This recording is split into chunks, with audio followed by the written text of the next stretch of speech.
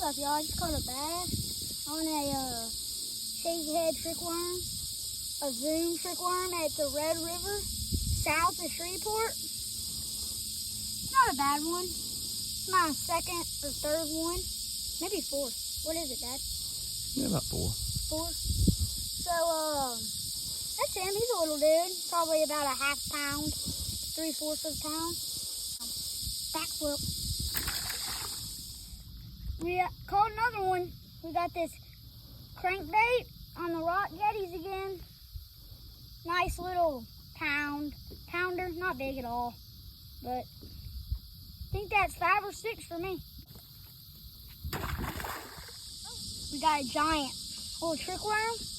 Giant, I would say that's about an 8 pounder. We got a giant backflip time.